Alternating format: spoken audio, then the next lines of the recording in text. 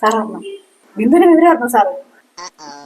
ബിന്ദു ഇന്നലെ അതെ, ഒരു മിനിറ്റ്. ഞാൻ നിങ്ങളോട് പല പ്രാവശ്യം പറഞ്ഞിട്ടുണ്ട്. അതായത് ഈ ബിന്ദുവിന്റെയും സിന്ധുവിന്റെയും കവിതേന്റെയും മറ്റവരുടെ ഒന്നും കുറ്റങ്ങൾ വന്നിട്ട് എൻ്റെ അടുത്ത് വന്ന് പറയരുത്. കാരണം ഈ വേണ്ടാണ്ട് ഈ ആൾക്കാരുടെ ഈ കുറ്റങ്ങൾ പറയുന്നത്, പരദോഷണം പറയുന്നതൊന്നും എനിക്കിഷ്ടമല്ല. ഞാൻ ആരുടെയും പരദോഷണം ഒരാളെ പറ്റി കുറ്റം പറയുകയും ചെയ്തിട്ടില്ല. ഒരാളെ കുറ്റവും കേൾക്കുന്നത് എനിക്ക് ഇഷ്ടമല്ല. അവരായി അവരെ പാടായി അവരങ്ങനെ പോയി ജീവിച്ചോട്ടെ. നമ്മളെന്തിനാ അതിനകത്ത് ഇടപെടുന്ന സംഭവത്തിനകത്ത്? മനസ്സിലായല്ലോ. അപ്പൊ ദയവേദിന് ഈ മാതിരി കാര്യങ്ങൾ എൻ്റെ അടുത്ത് വന്നിട്ട് പറയരുത്. ഒരു കുനിഷ്ടും കുന്നായ്മയും ഇവിടെ ഇറക്കരുത്, പ്ലീസ്. ഓക്കെ? വേണ്ട. ഞാൻ പിന്നെ അല്ല, ബിന്ദുവിന് എന്താ പറ്റിയെന്ന് പറഞ്ഞേ? ഓ, അതിപ്പോ എന്തിനാ പറയുന്നത്? സാറിന് ഈ കുശുമ്പോ കുന്നായ്മ ഒന്നും പറയുന്നതും കേൾക്കുന്നതൊന്നും ഇഷ്ടമല്ലല്ലോ. അല്ല, ഇത് കുശുമ്പും കുന്നായ്മയായിട്ട് ചോദിച്ചല്ല. നമ്മളെ കൂട്ടത്തിലുള്ള ഒരാളുണ്ടാണല്ലോ ബിന്ദു.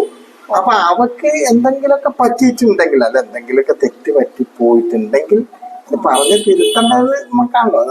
അല്ല, അതിന്റെ ആവശ്യമില്ല. സാറ് കുറ്റമൊന്നും പറയാറുമില്ല, കുറ്റം കേൾക്കാറില്ല. എന്തിനാ വെറുതെ? കുറ്റല്ല, എന്തായാലും എന്താ സംഭവിച്ചത് നമുക്കൊന്നും അറിയാലോ, ഒരു ആകാംക്ഷ. അപ്പൊ സാറിന് അറിയണം. ഞാനേ സർവേ നടത്തിയതിന്റെ അടിസ്ഥാനത്തിൽ ഏറ്റവും കൂടുതൽ കുറ്റം പറയുന്നതും കുറ്റങ്ങളൊക്കെ കേൾക്കുന്നതും നിങ്ങളാണുങ്ങളാ. എന്നിട്ട് കുറ്റം മുഴുവനും പെണ്ണുങ്ങളെ തലയിലും.